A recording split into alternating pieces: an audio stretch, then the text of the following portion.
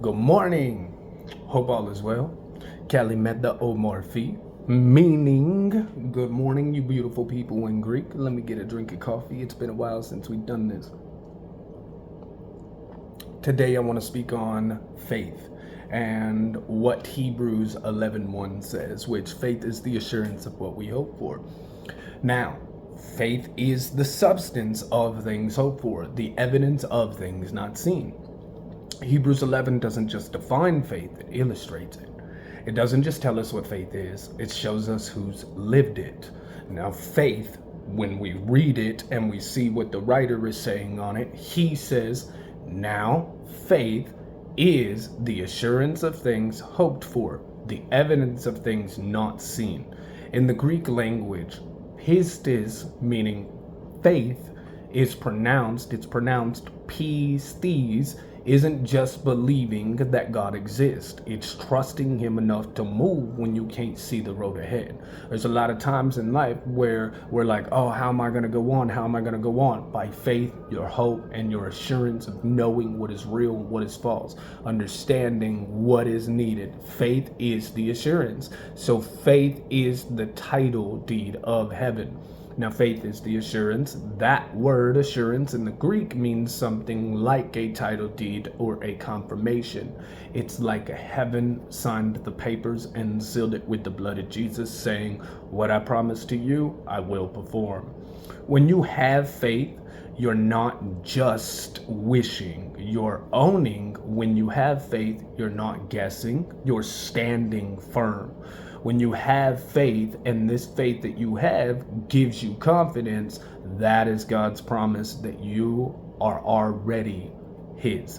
Even when your eyes don't see it, even when your mind doesn't see it, when your heart sometimes kind of strays away, remember, you are his. You are an adopted one into the family of God. Don't forget that. You are loved, you are cared for. When you have faith, you're not just wishing, you're owning. When you have faith, you're not guessing, you're standing firm. When you have faith, this faith gives you confidence that God's promises are already yours, even when your eyes and heart don't see it. You might not see the healing process of it, but faith says it's on the way. You might not see the breakthrough, but faith says it's guaranteed. You might not see the answer yet, but faith whispers, he's still faithful. She's still faithful. The second thing we can look at when it comes to this verse is faith requires action, not just belief. The heroes is what I call them in Hebrews 11, which they are: Abel, Enoch, Noah, and Abraham. They didn't just believe in God, bro. They weren't just believing in God, they obeyed God. The Abel offered a more excellent sacrifice than Cain. That's faith in motion. Noah built an ark when there wasn't a drop of rain. That's faith in action.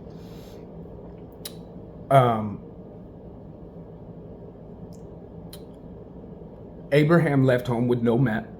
There was no GPS, no directions at the time, bro. He just went with what God told him to do. That's faith.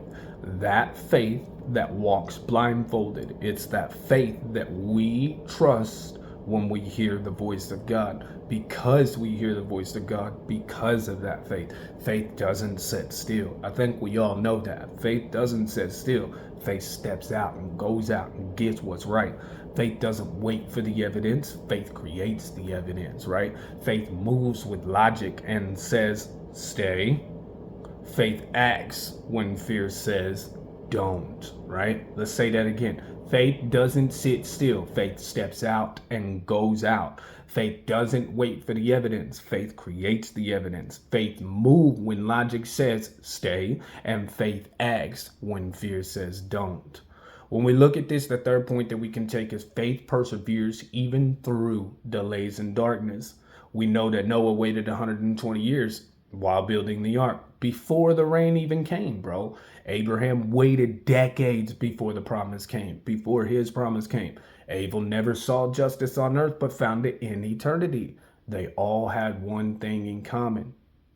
They all had one thing in common. They kept the faith, bro.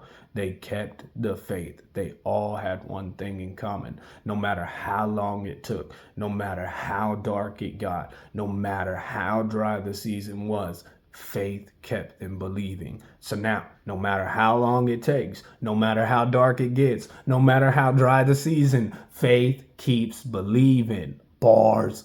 Faith holds on when everything says let's go. Faith endures because the one who promised is faithful and true.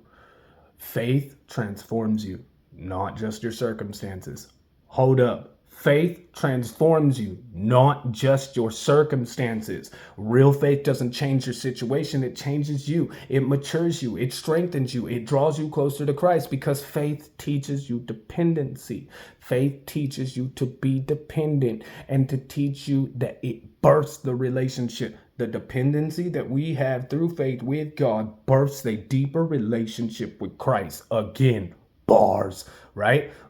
Okay, so when you meditate on the word, when you walk in pistis, when you walk in faith, when you walk in that Greek word faith, when you walk in that faith, we are walking by faith and not by sight. We all know that. You begin to live like the heroes we was just talking about, Noah, Enoch, Abraham, so on and so forth, right?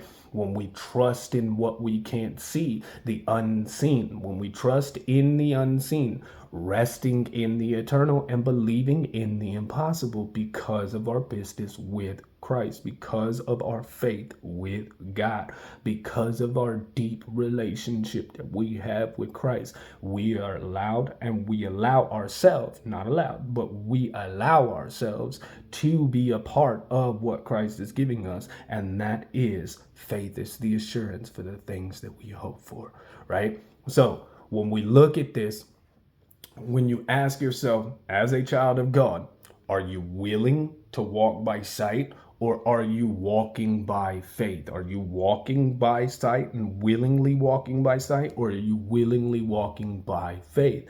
Do you trust what your eyes can see, or do you trust what your heart is telling you? Do you trust what the Spirit is telling you? Do you trust what the Spirit knows? Because his ways are higher than ours and his thoughts are higher than ours, and we know that. So we got to have that faith, and we got to have that good discernment to understand where this voice is coming from and what this voice is coming from. Can we see it?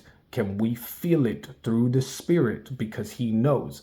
Will you go out and be the next Abelite? Would you go out and be the next Abraham? Would you go out and be the next type of Enoch? Not necessarily Enoch, because y'all know how that worked, but hey, whatever. You know, I know Enoch is a touchy subject, but he was faithful. He was righteous. He did have that. That's why I bring him up in this. So, because the word says, now faith is the assurance of things hoped for, the evidence of things not seen, and faith, real faith, is what moves the hand of God.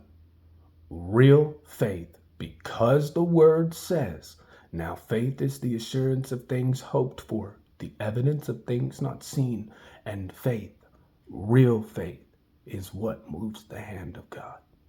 As always, God bless you all.